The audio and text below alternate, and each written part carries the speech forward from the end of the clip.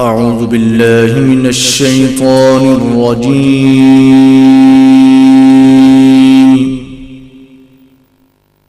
بسم الله الرحمن الرحيم.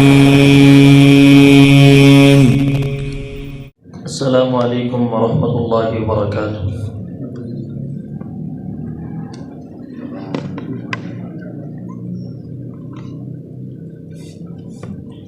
ان الحمد للہ نحمده ونستعینه ونستغفره ونؤمن به ونتوکل علیہ ونعوذ باللہ من شرور انفسنا ومن سیئات اعمالنا. من يهده الله فلا مضل له ومن يضلله فلا هادي له. أشهد أن لا إله إلا الله وحده لا شريك له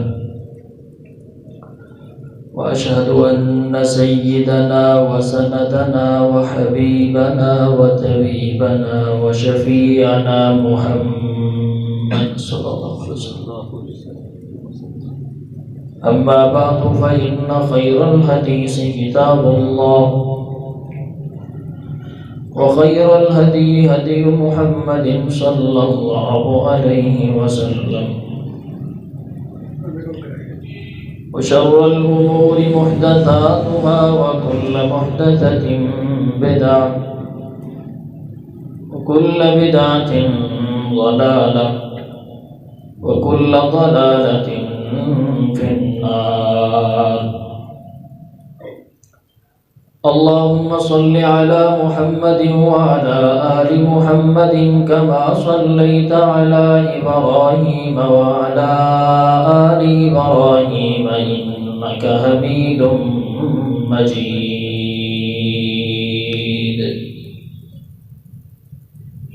اللهم بارك على محمد وعلى آل محمد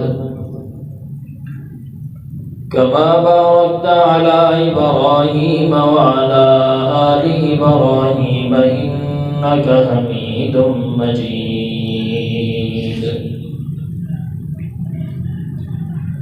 رب اشرح لي صدري ويسر لي أمري واحلل عقدة من لساني يفقهوا قولي.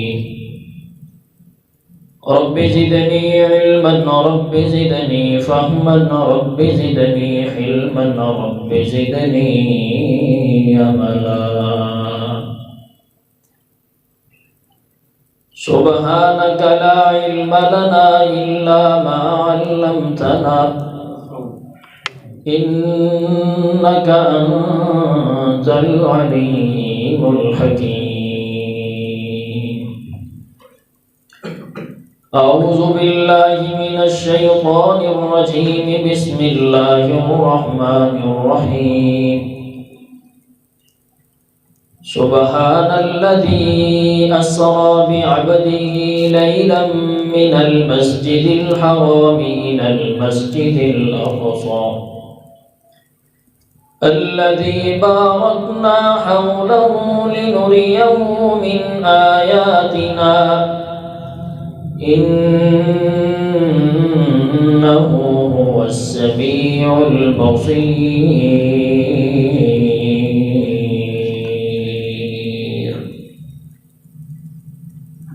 ہر قسم کی حمد و ثنا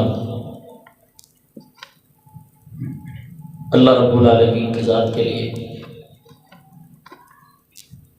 درود و سلام امام الانبیاء سید الانبیاء فخر الاولیاء جناب محمد رسول اللہ صلی اللہ علیہ وآلہ وسلم کی ذاتی گرامی کے لیے.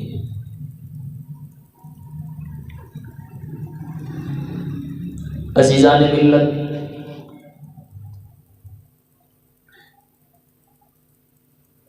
اللہ رب العالمین نبیوں کو جب نبوت عنایت کرتا ہے تو وہ جو نبی ہوتے ہیں وہ لوگوں میں سے چنیدہ ہوتے ہیں. پھر اللہ تعالی نبیوں کو جنہیں نبوت دے رکھی ہے اللہ تعالیٰ نے، اللہ پھر انہیں معجزات عنایت کرتا ہے۔ وہ اس لیے معجزات اللہ عنایت کرتا ہے امت کی تصدیق کے لیے، تاکہ امت ان معجزات کو دیکھ کے انبیاء علیہم الصلاۃ والتسلیم پر ایمان لے کر کے۔ معجزے کا تعلق صرف اور صرف نبی سے ہوتا ہے، اور کرامت کا تعلق ولی سے ہوتا ہے۔ ہر ولی نبی نہیں ہوتا، ہر نبی ولی ضرور ہوتا ہے۔ اور عزیزان گرامی، اللہ تعالیٰ نے رسول اللہ صلی اللہ علیہ وسلم کو بے شمار معجزات سے اللہ تعالیٰ نے سرفراز کیا، اور اس وقت دنیا میں کچھ منکرین معجزات بھی ہیں جو انبیاء علیہم الصلاۃ والتسلیم کے معجزات کی انکاری ہیں۔ ان کی وجہ یہ ہے کہ وہ جو لوگ ہیں وہ صرف کہتے ہیں کہ ہماری عقل نہیں مانتی۔ بھائی عقل جائے بھاڑ میں، ہم نے تو اللہ اس کے رسول کا دین لینا ہے نا۔ ہمارا دین عقل کی بنیاد پہ نہیں، ہمارا دین وحی کی بنیاد پہ کھڑا ہے، اور ہم وحی کو منوان تسلیم کرنے والے لوگ۔ اللہ فرماتے ہیں الذین آمنوا، اللہ قرآن مجید میں ابتدا میں فرماتے، سورۃ محمد پڑھیے آپ، الذین کفروا وصدوا عن سبیل اللہ اضل اعمالهم، وہ لوگ جنہوں نے کفر کیا اللہ تعالیٰ کی ذات کے ساتھ اور لوگوں کو روکا، کس چیز سے روکا؟ عن سبیل اللہ، اللہ کے راستے سے روک دیا۔ اضل اعمالهم، ان کا یہ جو عمل ہے نا انہیں ذلیل کر کے چھوڑے۔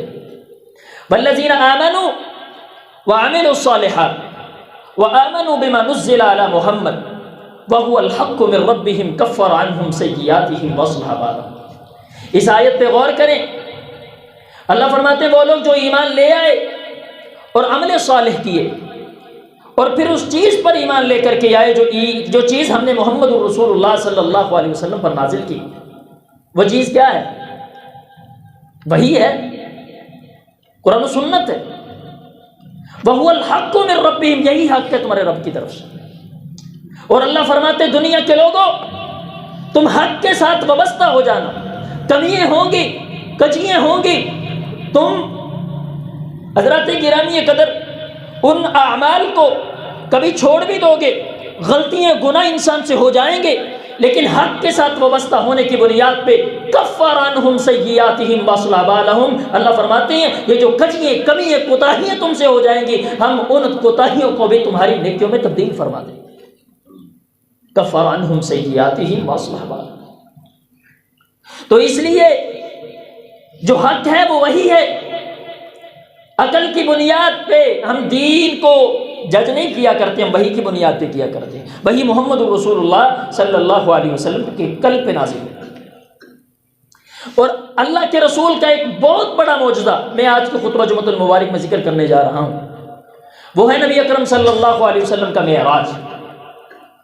نبی اکرم صلی اللہ علیہ وسلم کو معراج کیوں کروایا گیا اور کب کروایا گیا؟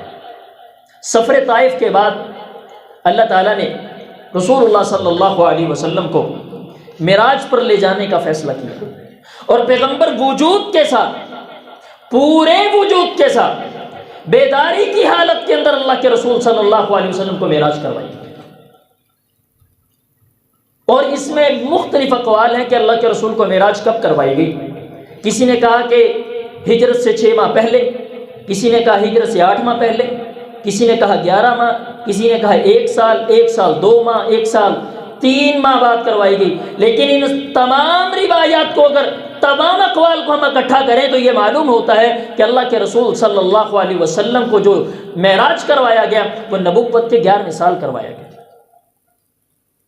اور آپ غور کریں، اللہ کے رسول صلی اللہ علیہ وسلم کو معراج نہ سیدنا خدیجہ الکبریٰ رضی اللہ تعالی عنہا کی وفات کے بعد کروایا گیا، اور سیدنا خدیجہ الکبریٰ رضی اللہ تعالی عنہا کی وفات پنجگانہ نماز فرض ہونے سے پہلے ہو گئی تھی۔ ان کی وفات 5 نمازوں کے آنے سے پہلے وفات ہو گئی تھی، اور حضرت خدیجۃ الکبریٰ رضی اللہ تعالیٰ عنہ اللہ کے رسول صلی اللہ علیہ وسلم کے ساتھ شیب ابی طالب میں بھی تھی، اور شیب ابی طالب میں اللہ کے رسول اور آپ کے صحابہ اور حضرت خدیجۃ الکبریٰ رضی اللہ تعالیٰ عنہ 10 نبوی کو باہر تشریف لے کر کے آئے، اور 11واں نبوت کے 11ویں سال اللہ تعالیٰ نے محمد رسول اللہ صلی اللہ علیہ وسلم کو آسمانوں پر بلانے کا فیصلہ کر لیا۔ اور یہ رجب کا مہینہ چل رہا ہے، لوگ کہتے ہیں کہ 27 رجب کو اللہ کے رسول کا معراج ہوا، کوئی اتھینٹک بات نہیں، لیکن کب ہوا؟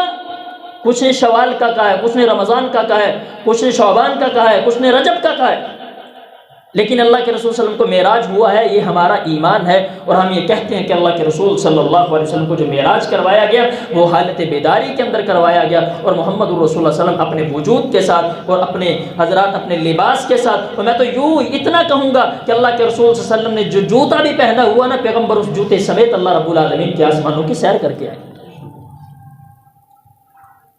اور بڑی بڑی من گھڑت باتیں کی جاتی ہیں، یہ صرف و صرف نا یار عقل تسلیم، باقی نہیں عقل تسلیم کر دی کہ ایک بندہ یار ہم اپنے پہ لگاتے ہیں، میں ابھی جمعہ پڑھا کے گجرانوالے جاؤں اور عصر کی نماز آ کے یہاں پہ پڑھا دوں، یہ ہو سکتا ہے؟ عقل تسلیم نہیں کرتی۔ اللہ کے رسول جب معراج کر کے واپس آئے نا، ام ہانی رضی اللہ تعالیٰ عنہ کے گھر اللہ کے رسول نے وہ سارا ماجرا ام ہانی کو بتایا۔ ام ہانی کہنے لگی اللہ کے رسول یہ دنیا کے لوگ کیسے تسلیم کریں گے؟ اللہ نے فوراً آسمان سے قرآن نازل کیا، سبحان الذی اسری بعبدہ لیلا من المسجد الحرام الی المسجد الاقصی۔ اللہ پاک نے اپنی پاکی بیان کی، اپنی کبریائی بیان کی، اپنا وحدہ لا شریک ہونا بیان کیا، پوری کائنات کا داتا بیان کیا۔ اللہ کہتے ہیں میں ساری کائنات کا مالک، خالق، رازق، داتا، لجپال، غوث اعظم، ساری کائنات کا میں حاجت روا ہوں، میں جو چاہوں کر سکتا ہوں، پل پل میں انسانیت بدل سکتا ہوں، میں چاہوں تو زمین و آسمان کو اوپر لے جا کے نیچے پھینک دوں، مجھے کون پوچھنے والا ہے؟ میں 7 زمینوں اور آسمانوں کو کن کہتا ہوں، فیکون ہو جاتا ہے۔ اللہ رب العالمین کہتے ہیں ہم نے کروائی محمد الرسول اللہ کو معراج، کائنات میں کوئی ایسا شخص نہیں ہے جو پیغمبر کے لیلا من المسجد الحرام پہ اعتراض کر سکے۔ یہ میرے رب نے محمد الرسول اللہ کو معراج کروائی ہے، حقیقت میں کروائی ہے۔ 45 صحابہ کرام نے اللہ کے رسول صلی اللہ علیہ وسلم کے واقعہ معراج کو ذکر کیا۔ اللہ نے اپنی پاکی بے سبحان اللہ جی، پاک ہے وہ ذات، بعبدہ لیلا من المسجد الحرام الی المسجد الاقصی، وہ ذات جس نے اپنے بندے کو رات کے کچھ حصے میں مسجد حرام سے مسجد اقصی تک کی سیر کروائی۔ اب آئیے غور کیجئے، امام انس بن مالک رضی اللہ عنہ سے حدیث ہے، اللہ کے رسول صلی اللہ علیہ وسلم نا حتیم میں لیٹے ہوئے تھے، 2 فرشتے آئے، خاموشی بیٹا خاموشی، 2 فرشتے آئے، انہوں نے اللہ کے رسول کا دل چاک کیا، آپ کا دل باہر نکالا اور اس کو آب زمزم سے دھویا، دھونے کے بعد ایک تشت اللہ کے رسول صلی اللہ علیہ وسلم کے پاس لایا گیا جو حکمت اور علم کے ساتھ بھرا ہوا تھا، اس کو دل کے اندر داخل کر کے پھر اس طرح دل کو پیوند لگا دیا گیا، سی دیا گیا مکمل طور پہ۔ رسول اللہ فرماتے ہیں پھر میرے سامنے ایک براق لایا گیا، میں اس سواری پر بیٹھتا ہوں، میں نے وہ براق دیکھا، فرمایا وہ خچر سے تھوڑا سا چھوٹا اور سفید رنگ کا، اور اتنا تیز جہاں پہ اس کی نگاہ جاتی ہے نا وہاں تک اس کا پہلا قدم جاتا ہے۔ اور عزیزان گرامی، بعض روایات میں آتا ہے جب اللہ کے رسول اس براق پہ سوار ہونے لگے نا تو اس نے مچلنا شروع کیا، شوخی میں آ گئی، تو جبریل نے کہا تجھ پہ آج وہ سوار ہوا ہے جو ساری کائنات کا مصطفیٰ مجتبیٰ مقتدیٰ ہے، اللہ رب العالمین کے ہاں سب سے زیادہ فضیلت اور مقام و مرتبہ اس شخص کا جو تجھ پہ آج سوار ہوا ہے۔ وہ پسینے سے شرابور ہو گئی، پھر وہ اللہ کے رسول صلی اللہ علیہ وسلم کو لے کر کے گئی مسجد حرام سے مسجد اقصی تک۔ اللہ کے رسول مسجد اقصی میں اترے، پیغمبر نے اپنی سواری وہاں پہ باندھی جہاں پہ انبیاء علیہ السلام اپنی سواریوں کو باندھا کرتے تھے۔ رحمت کائنات فرماتے میں نے 2 نفل پڑھے، پڑھنے کے بعد میں باہر آیا، جبریل نے مجھے 2 مشروب پیش کیے، ایک دودھ تھا اور ایک شراب تھا، میں نے دودھ کو تناول کیا، اور جبریل علیہ السلام کہنے لگے اللہ کے رسول آپ نے فطرت کو قبول کیا ہے، اگر آپ شراب کو قبول کر لیتے تو آپ کی امت گمراہ ہو جاتی۔ فرمایا پھر اللہ کے رسول صلی اللہ علیہ وسلم نے کہ مجھے براق پھر مسجد اقصی میں ایک سیڑھی لگائی گئی جسے معراج کہا جاتا ہے، معراج اسی کو کہا جاتا ہے، یعنی مسجد اقصی میں ایک سیڑھی لگی، سید حضرت سید خدری رضی اللہ عنہ کی روایت میں بھی آتا ہے اللہ کے رسول صلی اللہ علیہ وسلم مسجد اقصی میں سیڑھی لگی، پھر اللہ کے رسول صلی اللہ علیہ وسلم آسمانوں تک چلتے گئے، جبریل علیہ السلام اللہ کے رسول کے ساتھ ہے، پہلے آسمان کا دروازہ کھٹکھٹایا گیا، پوچھا کون ہو؟ فرمایا جبریل ہوں۔ ساتھ کون ہے؟ محمد رسول اللہ صلی اللہ علیہ وسلم۔ کیا ان کی طرف پیغام بھیجا گیا، بلایا گیا انہیں؟ فرمایا جی ہاں بلایا گیا۔ دروازہ کھولا گیا، اللہ کے رسول آگے گئے، اللہ کے رسول فرماتے ہیں میری ملاقات سیدنا آدم علیہ السلام سے۔ اللہ کے رسول صلی اللہ علیہ وسلم فرماتے ہیں جب جناب سیدنا آدم علیہ السلام سے میری ملاقات ہوئی تو میں نے دیکھا آدم علیہ السلام نے اپنی دائیں جانب دیکھا تو رونے لگے، بائیں جانب دیکھا تو مسکرانے لگے۔ میں نے پوچھا جبریل سے، جبریل دائیں طرف دیکھا تو مسکرانے لگے، بائیں جانب دیکھا تو رونے لگے۔ فرمایا انہوں نے دائیں جانب دیکھا تو ان کی امت ان کے سامنے کی گئی جو نیک اعمال کرتی تھی، ان کے بیٹے، ہم سب کس کے بیٹے ہیں؟ حضرت آدم علیہ السلام کے۔ حضرت آدم علیہ السلام نے اپنی اولاد کو دیکھا تو مسکرانے لگے، اور بائیں جانب دیکھا تو رونے لگے۔ کیوں؟ ادھر والے جنت میں تھے، ادھر والے جہنم میں، ادھر والے اعمال کرتے تھے اللہ نے جنت دے دی، ادھر والے گناہگار تھے اللہ نے انہیں جہنم عنایت کر دی۔ فرمایا پھر دوسرے آسمان پر جا پہنچا، دروازہ کھٹکھٹایا جبریل نے، سوال ہوا کون؟ فرمایا جبریل ہوں۔ ساتھ کون ہے؟ محمد رسول اللہ صلی اللہ علیہ وسلم۔ کیا ان کی طرف پیغام بھیجا گیا؟ فرمایا ہاں پیغام بھیجا گیا۔ دروازہ کھل گیا۔ فرمایا میری وہاں پہ ملاقات دو خالہ زاد بھائی حضرت عیسیٰ بن مریم اور حضرت زکریا علیہ السلام سے۔ انہوں نے مجھے خوش آمدید کہا، خیر و برکت کی دعائیں کی میرے لیے۔ فرمایا پھر میں تیسرے آسمان کی طرف سفر میں نے کیا، دروازہ کھٹکھٹایا جبریل نے، پھر وہی سوال کیا گیا کون ہو؟ جبریل ہوں۔ ساتھ کون ہے؟ محمد رسول اللہ صلی اللہ علیہ وسلم ہے۔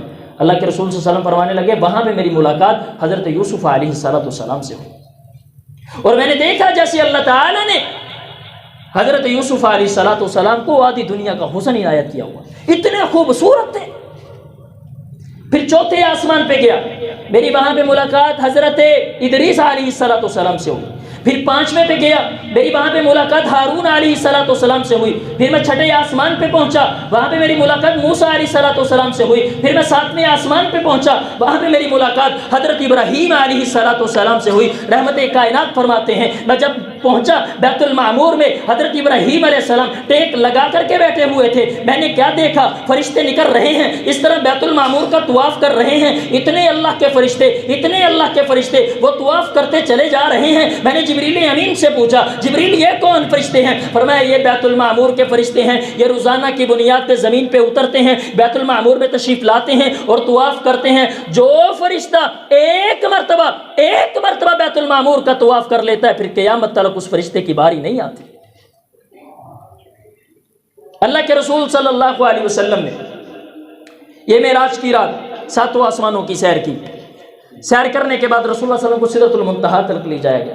فرمایا میں نے دیکھا وہاں کے پتے اس طرح تھے جس طرح ہاتھی کے کان ہوتے ہیں، اور وہاں کے پھل اتنے بڑے بڑے تھے جیسے ایک بڑا مٹکا نہیں ہوتا، اتنے بڑے بڑے اور خوبصورت پھل تھے۔ کائنات کا کوئی شخص، کوئی مولوی، کوئی مفتی، کوئی مدبر ان چیزوں کی خصوصیات کو بیان نہیں کر سکتا، کیونکہ رسول اللہ صلی اللہ علیہ وسلم نے فرمایا کہ اس کی خصوصیت کو، اس کی فضیلت کو آج تک کوئی بیان نہیں کر سکتا۔ اور عزیزان گرامی، اللہ کے رسول صلی اللہ علیہ وسلم نے پھر وہاں پہ مشاہدات کیے۔ رسول اللہ علیہ وسلم کو جنت دکھائی گئی، پیغمبر علیہ السلام کو جہنم دکھائی۔ آئیے توجہ کیجئے، میں آج اسی پہ زور دوں گا۔ جنت اور جہنم کے واقعات رسول اللہ علیہ وسلم کے سامنے پیغمبر علیہ لنوریہ من آیاتنا، جو اللہ نے قرآن مجید میں کہا نا اے نبی ہم آپ کو اپنی نشانیاں دکھائیں گے، یہ اللہ کی نشانی ہے، دیکھ لیں۔ امت کے لوگوں سبق سیکھیے اس سے۔ واقعی معراج ہمارے لیے بڑے بڑے سبق لے کر کے آتے ہیں، لیکن ہم غفلت کی نیند سو رہے ہیں، ہمیں معلوم ہی نہیں۔ اللہ کے رسول صلی اللہ علیہ وسلم فرماتے ہیں کہ میں نے نا جنت میں سیدنا بلال حبشی رضی اللہ تعالیٰ ان کی فضیلت بیان کرتے ہوئے فرمایا میں جا رہا ہوں جنت کے اندر، میرے آگے آگے نا چلنے کی آواز آ رہی۔ میں نے کہا جبریل امین علیہ السلام سے اکیلا میں ہی ہوں جنت میں، یہ قدموں کی آہٹ کہاں سے آ رہی؟ فرمایا اللہ کے رسول صلی اللہ علیہ وسلم یہ آپ کا بانگا بلال، سیدنا بلال حبشی رضی اللہ تعالیٰ جس نے استقامت فی الدین اختیار کیا، اللہ تعالیٰ نے اس کو مقام یہ عنایت کر دیا ہے کہ وہ چلا زمین پہ کرتا ہے اللہ قدموں کی ہر جنت میں سنا دیتا ہے۔ یہ ایک اللہ کے رسول۔ اور دوسرے نمبر پہ فرعون تھا نا جو فرعون، اس نے نا اپنے گھر کی خدمت کرنے کے لیے ایک نوکرانی رکھی تھی جو بالوں کی کنگھی کیا کرتی تھی۔ ایک دن نا وہ فرعون کی بیٹی کے بالوں کو سنوار رہی تھی، اس کے ہاتھ سے وہ کنگھی گر گئی، بے ساختہ اس کی زبان سے نکلا فرعون تو ہلاک ہو جائے۔ وہ فرعون کو نہیں مانتی تھی، وہ ایک اللہ کو مانتی تھی۔ اس کی بیٹی، فرعون کی بیٹی نے اپنے بابا کو بتلایا کہ یہ تو آپ کی مخالفت کرتی۔ فرعون نے اس کو مروا دیا، قتل کروا دیا۔ اللہ کے رسول فرماتے میں جنت میں گیا، میں نے دیکھا ایک عجیب خوشبو نظر آئی مجھے، بڑی بہترین اور بڑی خوشنما خوشبو۔ فرمایا جب میں نے محسوس کی نا تو میں نے پوچھا جبریل امین علیہ الصلوۃ والتسلیم سے، جبریل یہ خوشبو کیسی ہے؟ فرمایا اللہ کے رسول یہ جو فرعون کے گھر کی نوکرانی تھی نا، فرعون نے اس کو قتل کر دیا تھا، وہ ایک اللہ کی وحدانیت، اللہ کی ربوبیت، اللہ کی الوہیت کا اعتراف کرتی تھی، ایک اللہ کو الہ مانتی تھی۔ اللہ رب العالمین نے اس کی جان جو اس نے دین کے لیے پیش کی ہے نا، اللہ نے اس کے اعزاز میں یہ جنت کے مستقل خوشبو ان عورت کی شہادت کو اللہ نے بنا دی۔ میرے بھائیوں وقت مختصر ہے، آئیے دو چار جہنم کے واقعات سنیں اور اپنے آپ کو بدلنے کی کوشش کریں۔ بہت تفصیل کے ساتھ واقعات واقعہ معراج میں بیان ہوئے، لیکن دو تین کی طرف اشارہ کرتا ہوں۔ نبی علیہ السلام نے فرمایا میں نے جہنم کو بھی دیکھا۔ میں کیا دیکھتا ہوں؟ مسند احمد کے اندر یہ روایت موجود ہے، اللہ کے رسول صلی اللہ علیہ وسلم نے فرمایا کہ میں نے کچھ جہنمیوں کو دیکھا جو مردار گوشت کھا رہے تھے۔ میں نے جبریل امین علیہ الصلوۃ والسلام سے سوال کیا، جبریل یہ کون لوگ ہیں؟ فرمایا اللہ کے رسول آپ کی امت کے وہ لوگ ہیں جو غیبت کیا کرتے تھے۔ اور ایک اور روایت میں آتے اللہ کے رسول صلی اللہ علیہ وسلم فرماتے میرا گزر ایک ایسی قوم سے ہوا جن کے یہ جو ناخن تھے نا یہ تانبے کے تھے، تانبے اس طرح نا اپنے چہروں کو نوچ رہے تھے اور اپنے وجود کو کاٹ رہے تھے۔ میں نے پوچھا جبریل امین علیہ السلام سے، جبریل یہ کون لوگ ہیں؟ انہوں نے بھی بتلایا اللہ کے رسول یہ آپ کی امت کے وہ لوگ ہیں جو غیبت کیا کرتے ہیں۔ عزیزان گرامی اپنی زبان سے لوگوں کی غیبت نہ کیا کرو۔ میں غیبت کرتا ہوں نا کسی کی کمر کے پیچھے باتیں کرتا ہوں، یہ ہے وہ ہے یہ ہے وہ، واللہ اللہ کی قسم اس بندے کو کوئی نقصان نہیں ہوتا، سارا نقصان آپ کو ہوتا ہے۔ فرمایا جو بندہ غیبت کرتا ہے نا اللہ اس کے اعمال نیکیاں جو ہوتی ہیں وہ نکال کے اس بندے کی طرف بھیجتے رہتے ہیں جس کے ساتھ تو یا جس کے بارے میں تو غیبت کرتا ہوتا ہے۔ انسان خود بخود اپنے عملوں کو ضائع کر رہا ہوتا ہے، تہمتیں لگاتے ہیں، زبان درازیاں کرتے ہیں۔ عزیزان گرامی ایدی حفاظت کرے جی، ایدی حضرت علی المرتضیٰ اسے پکڑ کر کے کہا کرتے تھے تیری وجہ سے جنت میں جاؤں گا، تیری وجہ سے جہنم میں جاؤں گا۔ میری مائیں بہنیں وہ کسی مجلس میں بیٹھ جائیں بس باتیں شروع ہو جاتی ہیں۔ میں کسی کی دل آزاری نہیں کر رہا، آپ کو سبق دے رہا ہوں۔ عزیزان گرامی اپنی زبان سے لوگ، اللہ کے رسول نے کیا فرمایا؟ من سلم المسلمون من لسانہ و یدہ، لوگوں کامل مومن وہ ہے جس کی زبان سے اور جس کے ہاتھ سے دوسرے مسلمان محفوظ رہتے ہیں۔ ہم تہمتیں لگانے سے باز نہیں آتے، ہم چغلیاں کرنے سے باز نہیں آتے۔ ہم حضرات محترم لوگوں کے ساتھ ایسے معاملات کرتے ہیں، وہ بیچارہ ہاتھ باندھ کے چلا جاتا، بھائی ساری جان چھڑ دو، اسی نکمے ہی سے۔ توجہ کے ساتھ سنیے گا، میں نے یہ واقعہ جب پڑھا قسم سے دل ڈر گیا۔ اللہ ہمیں معاف فرمانا، اللہ ہم غیبت اگر کرتے ہیں تو اللہ ہمیں اس موذی بیماری سے، اس بری لعنت سے اللہ ہمیں محفوظ فرمائے۔ غسال ایک عورت تھی، غسال کہتے ہیں یعنی غسل کر دینے والی ایک عورت۔ اس نے نا بلایا گیا اسے کہ فلاں عورت فوت ہو گئی ہے، اس کا غسل دے۔ جب وہ غسل دینے کے لیے آئی نا تو اس نے اس میت پہ تہمت لگائی کہ اس عورت کے جو تعلقات ہیں نا فلاں مرد کے ساتھ ناجائز تھے۔ اللہ نے اپنی رسی کو پھر مضبوط کیا، اللہ کی پکڑ آ گئی۔ حضرات لکھا ہے امام مالک رحمہ اللہ کا زمانہ ہے، اس عورت کا یہ جو ہاتھ تھا نا اس طرح ران کے ساتھ چپک گیا، میت کی ران کے ساتھ چپک گیا۔ لوگوں نے بڑا مروڑا توڑا لیکن نہیں، ہاتھ نہیں جدا ہوا۔ دو رائے پیش کی گئی، یا تو اس عورت کا ہاتھ کاٹ دیا جائے یا میت کا وہ جسم کاٹ دیا جائے، وہ حصہ کاٹ دیا جائے جس کے ساتھ یہ ہاتھ چپکا ہو۔ اب غسال جو تھی نا اس کے خاندان کے لوگ کہنے لگے ہم اپنی عورت کو معذور نہیں دیکھنا چاہتے، ہم نہیں ایسا کریں۔ تو میت والے جو تھے وہ کہنے لگے ہم میت کی توہین برداشت نہیں کر سکتے۔ مسئلہ امام مالک رحمہ اللہ کی بارگاہ میں پہنچا، امام مالک تشریف لائے، اس نے غسال عورت کو بلایا، بلا کے سارا معاملہ ماجرا پوچھا، کیا باقی تو نے یہ جو بات کی ہے یہ ٹھیک ہے؟ انہوں نے کہا پاجی نہیں ٹھیک، میں نے تہمت لگائی۔ امام صاحب فرمانے لگے جو تو نے بات کی یہ تو ثابت کر سکتی؟ فرمانے لگی نہیں کر سکتی۔ فرمایا 4 گواہ پیش کر سکتی؟ فرمایا نہیں یہ بھی نہیں کر سکتی۔ امام مالک فرماتے ہیں شریعت کے مطابق اس عورت کو 80 کوڑے مارو۔ مفسرین نے لکھا کہ جب 80 کوڑے لگے اس کو، اس کی سزا پوری ہوئی، پھر اس کا ہاتھ میت سے جدا ہوا، ورنہ میت سے ہاتھ جدا نہیں ہوا اس کا۔ جہاں پہ ہم بیٹھتے ہیں تہمتیں لگاتے رہتے ہیں، فلاں اس طرح کا ہے، فلاں اس طرح کا ہے، فلاں نے یوں کر دیا، مولوی نے یوں کر دیا، قاری نے یوں کر دیا، فلاں نے یوں کر دیا۔ ارے اپنی قبر خراب نہ کر، تہمتیں نہ لگایا کر، غیبتیں نہ کیا کر۔ اللہ کے رسول صلی اللہ علیہ وسلم کے سینے پہ قرآن آتا ہے، فرمایا محبوب پیغمبر علیہ الصلوۃ والسلام میتۃ فکرہتموہ ان یأکل لحم اخیہ میتۃ فکرہتموہ، جو لوگ غیبت کرتے ہیں وہ یوں سمجھے کہ وہ اپنے مردہ بھائی کا گوشت کھا رہے ہیں۔ مانا بزرگی انسان پہ آ جاتی ہے، انسان بڑھاپا بعض دفعہ نا لوگ کہتے ہیں کہ جو بندہ بزرگ ہو جاتا ہے نا پھر وہ بچپن والی عادتیں ہو جاتی ہیں، لیکن اس کی عقل، اس کے حواس تو محفوظ رہتے ہیں نا۔ اس لیے عزیزان گرامی کبھی زندگی میں، میری مائیں بہنیں سنیں، آپ بھی سنیں، گھر میں درس دیں اپنی بیٹیوں کو، اپنی بہنوں کو، اپنی گھر والیوں کو، کبھی زندگی میں غیبت نہ کرنا کسی کی، کبھی کسی پہ تہمت نہ لگا کے جانا۔ اس نے میت پہ تہمت لگائی ہے، عرش والے نے پکڑ لیا، تو جب زندوں پہ تہمت لگائے گا تو کیسے بچ سکے؟ یہ رسول اللہ صلی اللہ علیہ وسلم فرماتے ہیں کہ میں نے دیکھا، معراج کی رات دیکھا، اپنے چہروں کو نوچ رہے۔ اور امام الانبیاء محمد رسول اللہ صلی اللہ علیہ وسلم فرماتے ہیں میں نے کیا دیکھا؟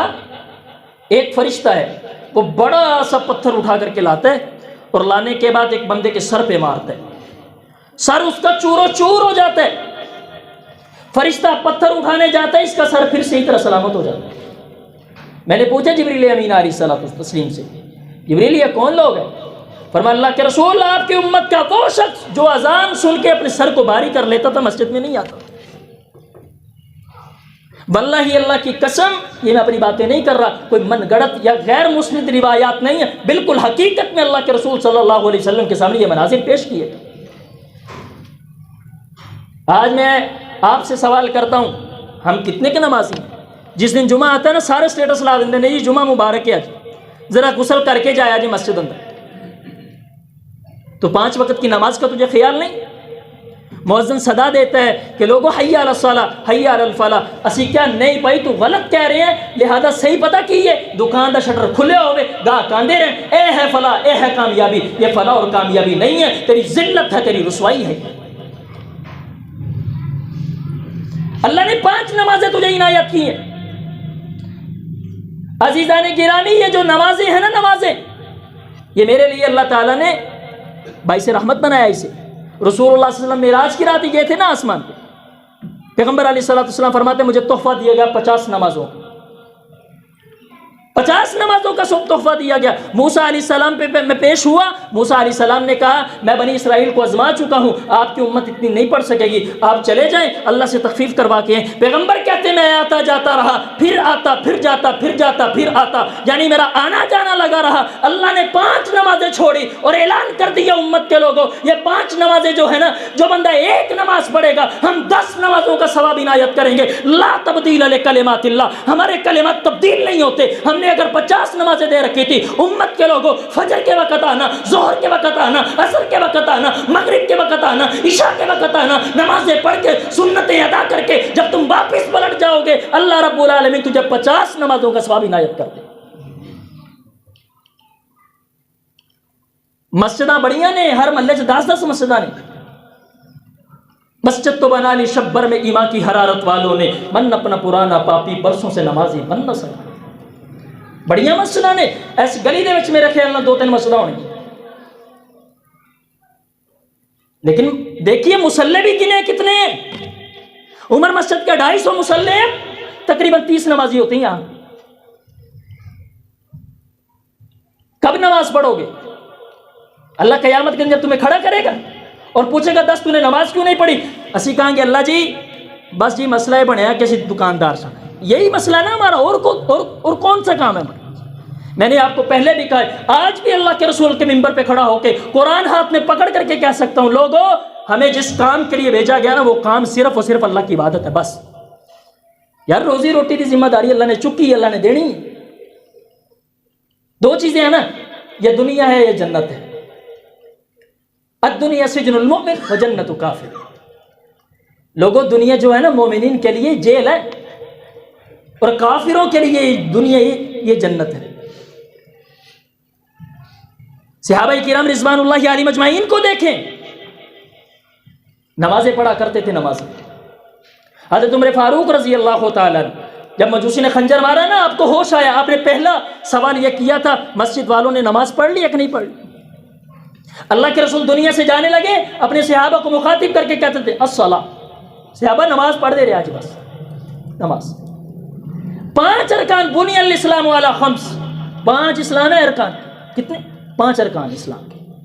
صرف ایک نماز ہے جو تو نے دن میں 5 وقت بجا لانی ہوتی ہے، ورنہ کلمہ جب بندہ مسلمان ہوتا ہے تب پڑھتا ہے، ٹھیک ہے؟ رمضان کے روزے جو سال میں ایک مرتبہ رکھنے ہوتے ہیں، اور جو انسان کا جو زکوٰۃ دیتا ہے جب مال نصاب کو پہنچے تب دینا ہوتا ہے، حج انسان نے تب کرنا ہوتا ہے جب انسان کے پاس استطاعت ہو، زندگی میں ایک مرتبہ۔ لیکن پیچھے ایک ہی عمل ہے، ایک ہی امر ہے، وَأَقِیمُوا الصَّلَاةَ، لوگوں نماز قائم کرتے رہنا، لوگوں نماز پڑھتے رہنا، لوگوں نماز کی توجہ لوگوں کو دلاتے رہنا، خود نماز پڑھتے رہنا۔ بھائی اللہ پاک نے ملاقات دا ٹائم ہے، اللہ کے رسول صلی اللہ علیہ وسلم جب معراج کی رات گئے نا آسمان پہ، اللہ رب العالمین کی ملاقات کے لیے گئے، اللہ تعالیٰ نے واپسی پہ اپنے نبی صلی اللہ علیہ وسلم کو کہا، نبی آپ دنیا میں جا رہے ہیں، واپس جائیں گے، میری ملاقات کی تمنا ہوگی، آپ جانا اور میری نماز کا اہتمام کر لینا، میں کائنات کا رب آپ سے ملاقات کروں۔ اللہ کے رسول جب پریشان ہوتے تھے نا، بلال سے پتہ کیا کہتے تھے؟ ارحنا یا بلال، بلال محمد نو راحت پہنچا، بلال محمد کو راحت پہنچا، محمد پریشان ہے راحت پہنچاؤ۔ کیا مطلب اس کا راحت پہنچانے کا؟ بلال اذان کا اہتمام کر، محمد نماز پڑھنا چاہتا ہے صلی اللہ علیہ وسلم۔ یہ نبی اکرم صلی اللہ علیہ وسلم آپ نے معراج کی رات کی دیکھا۔ عزیزان گرامی، تیسرے لوگ کون تھے؟ فرمایا کینچیوں کے ساتھ ان کی زبانوں کو کاٹا جا رہا، میں نے دیکھا اور پوچھا جبریل امین علیہ السلام یہ کون لوگ؟ فرمایا اللہ کے رسول یہ وہ لوگ ہیں جو لوگوں کو باتیں کرتے تھے لیکن خود عمل نہیں کرتے تھے۔ مثلا خطباء واعظین، واعظین وہ لوگ جو اس مسجد سے، اس منبر سے لوگوں کو درس دیتے تھے لیکن خود اس پہ عمل نہیں کرتے تھے۔ اللہ کے رسول صلی اللہ علیہ وسلم نے فرمایا اللہ رب العالمین نے انہیں کے ساتھ یہ حشر کیا ہے۔ اور حضرات محترم، اس کے علاوہ یہ جو میں نے بیان کیا نا آپ سے، اللہ کے رسول مسجد حرام سے چلے اور یہاں تک پہنچے، یہاں تک مسند واقعات ہیں بس، اس کے علاوہ جو اضافی ہیں یہ غیر مسند روایات ہیں۔ خطباء واعظین زبان کے چسکے کے لیے، لوگوں کی سبحان اللہ کہنے کے لیے یہ بیان کرتے رہتے ہیں۔ حضرات محترم، بیان کیا جاتا ہے کہ جب اللہ کے رسول صلی اللہ علیہ وسلم مسجد حرام سے چلنے لگے نا سواری پہ بیٹھ کے، تو سامنے بڑھیا آ گئی، بوڑھا آ گیا۔ اللہ کے رسول صلی اللہ علیہ وسلم جبریل سے پوچھا، جبریل یہ کون ہے؟ جبریل نے فرمایا کہ جو بڑھیا تھی یہ دنیا ہے، جو بوڑھا تھا یہ شیطان ہے۔ اس طرح کی میرے خیال سے کوئی مسند روایت نہیں۔ یہ نبی کا معجزہ ہے، نہ ہم اس میں تحریف کر سکتے ہیں نہ ہم اس میں اضافہ کر سکتے ہیں۔ جو ہمارے پاس پہنچا ہم نے آپ تک پہنچا دی۔ یہ سب کچھ ہونے کے بعد اللہ کے رسول پھر زمین پہ واپس تشریف لے کر کے آتے ہیں۔ وہ سب سے پہلے ملاقات ابو جہل نال ہوندی گئی۔ اور عزیزان گرامی، یہاں پہ ایک بات کہوں گا، ابو جہل جو تھا نا، ابو جہل، اس کا اصل نام پتہ ہے آپ کو کیا تھا؟ عمر بن حشام تھا، لیکن شریعت نے آج اگر اس کا نام باقی رکھا تو ابو جہل کے نام سے باقی رکھا۔ ابو جہل یعنی جہلاں دا سردار، کوئی عزت والا نام نہیں۔ میں یہاں پہ کہوں نا یار تو فلاں بندہ جاہل ہے، ساڑھے گڑے پہ جاؤ۔ ابو جہل یہ تھا کہ نبی اکرم کی باتیں اس کے سامنے رکھی جاتی تھی، یہ انکار کر دیتا تھا۔ شریعت نے اس کو ابو جہل کہا۔ میں اگر نبی کی باتوں کو چھوڑ کے، نبی کے طریقے کو چھوڑ کے، نبی کی باتوں کو چھوڑ کے، نمازوں کو چھوڑ کے، پیغمبر کے احکامات کو چھوڑ کے اگر میں ایسے پھرتا رہوں تو پھر میں مومن ہوں؟ میں بھی اس کی صف میں آتا ہوں۔ اس لیے عزیزان گرامی، یہ واقعہ معراج جو ہے نا بڑا من گھڑت طریقے کے ساتھ بیان کیا جاتا ہے، لوگوں کو بتلایا جاتا ہے کہ یوں ہوا وہ ہوا. حضرت لوگ متزلزل رہتے ہیں، مذبذبین بین ذالک، نہ ادھر کے نہ ادھر کے، لوگوں کے سامنے واضح باتیں کھل کے آتی نہیں. اور حضرات گرامی قدر ایک اہم مسئلہ اس میں لوگ بیان کرتے ہیں کہ اللہ کے رسول صلی اللہ علیہ وسلم نے اپنے رب کو دیکھا ہے کہ نہیں دیکھا. عزیزان گرامی، حضرت موسیٰ علیہ السلام نے اپنے رب سے کہا ربی ارینی انظر الیک، اللہ میں تینوں دیکھنا چاہتا. اللہ فرماتے ہیں موسیٰ تو مینوں نہیں دیکھ سکتا. اللہ جی میں دیکھنا چاہتا ہوں آپ کو. حضرت موسیٰ علیہ السلام سے اللہ نے کہا یہ جو سامنے پہاڑ ہے نا میں اس پہ اپنی تجلی ڈال رہا ہوں، اگر یہ اپنی جگہ پہ برقرار رہ گیا پھر تو میرا دیدار کر لینا، اگر یہ برقرار نہ رہ سکا پھر تو میرا دیدار نہیں کر سکے. حضرت اللہ کے رسول صلی اللہ علیہ وسلم پہ قرآن آتا ہے، اللہ تعالیٰ نے پھر اس پہاڑ پہ تجلی ڈالی، وہ پہاڑ ریزہ ریزہ ہو گیا. موسیٰ علیہ السلام بے ہوش ہو گئے، آنکھ کھولی، کہا سبحانک تبت الیک وانا من المؤمنین. اللہ میں تیری پناہ چاہتا ہوں، اللہ میں ہمیں زید لا بیٹھا، اللہ میں تیری پناہ میں آتا ہوں. اور اس سے علماء استدلال کرتے ہیں کہ دنیا میں کوئی ایسی آنکھ پیدا نہیں ہو سکی جو رب کا دیدار کر سکے، کوئی ایسی آنکھ پیدا نہیں ہو سکی. اور جب انسان تم اللہ کے سامنے جاؤ گے، جنت میں جاؤ گے، اللہ تمہاری آنکھ میں وہ تقویت پیدا کر دے گا، تم اپنے رب کا دیدار کرتے رہو. اور پھر تم کیسا دیدار کرو گے رب کا؟ ایسا دیدار کرو گے. مفسرین نے لکھا ہے کہ جڑا بندہ پہلی بار اپنے رب رو دیکھے گا نا انج کر کے 80 سال تک وہ اپنی آنکھ نہیں جھپک پائے گا. اتنا خوبصورت اللہ کا چہرہ اور اتنی عظیم و مرتبہ ذات ہے اس اللہ کی جس کے چہرے کی اتنی جھلک کہ مومنین جو ہوں گے، اہل ایمان جو ہوں گے، وہ اللہ کے چہرے کا دیدار کریں گے اور 40 سال تک آنکھ نہیں چپک پائیں گے. انج ویندا بندہ ویندا ہی رہ جائے. مفسرین نے لکھا ہے کہ دنیا کے لوگوں جہاں تک تمہاری نظر جاتی ہے نا اسی کنہ کے ویکھ لینے، کوئی اگے دیوار نہ ہوئے، درخت نہ ہوئے، اسی حد نگاہ تک دینے ویکھتے او دور تک ویکھ لیں گے.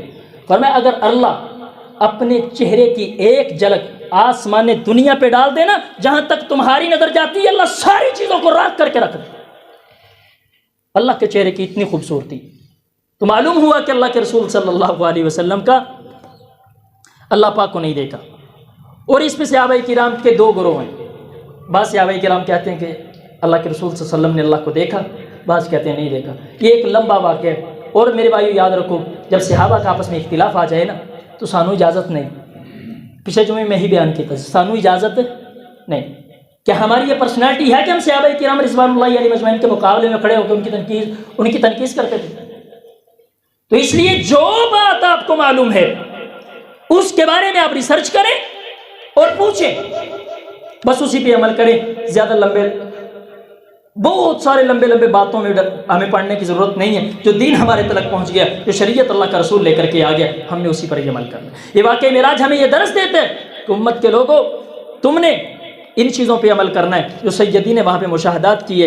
دیکھا کہ لوگوں کو مارا جا رہا ہے، لوگوں کو کاٹا جا رہا ہے. اور اللہ کے رسول صلی اللہ علیہ وسلم نے فرمایا میں نے دیکھا کہ عورتوں کی کثرت جہنم میں تھی. وہ کیوں تھی جہنم میں؟ فرمایا وہ عورتیں جو ناپاکی کی حالت میں زندگی گزارتی تھی، اللہ نے خوبصورت مرد دے رکھا تھا، اللہ نے خوبصورت نوجوان دے رکھا تھا، لیکن اس کو چھوڑ کے غیروں کے ساتھ اپنا منہ کالا کرتی پھرتی تھی. فرمایا میں نے اس بنا پہ کثرت کے ساتھ جہنم میں عورتوں کو دیکھا. میں اپنی ماں بہنوں سے گزارش کروں گا جو اللہ پاک نے آپ کے نصیب میں کر دیا آپ اسی پہ اتفاق کریں، اللہ سے اور اس کی خوبصورتی کے لیے دعا کرتی رہا کرے. حضرات یہ جو پچھلے دنوں کے اندر 14 فروری کے اندر اصل میں نا ہمارے جمعہ کی جو ترتیب ہے نا ڈاکٹر صاحب ہمیں بتاتے ہیں، انہوں نے بتانا ہوتا ہے کہ آپ نے اس موضوع پہ جمعہ پڑھانا ہے. یہ 27 رجب کے حوالہ سے میں نے آج بات کی ہے کیونکہ 27 رجب کے حوالہ سے یہ بات بتائی جاتی ہے کہ اللہ کے رسول صلی اللہ علیہ وسلم کو معراج ہوا. تو انہوں نے واقعہ معراج کا کہا تھا، میں نے آپ کو یہ بتایا. 14 فروری کو جو ویلنٹائن ڈے پہ لوگوں نے بے حیائی پھیلائی اس کا سبب یہی ہے. یہ اللہ کے رسول نے جو دیکھا ہے نا یہ بے حیائی کی بنیاد پہ.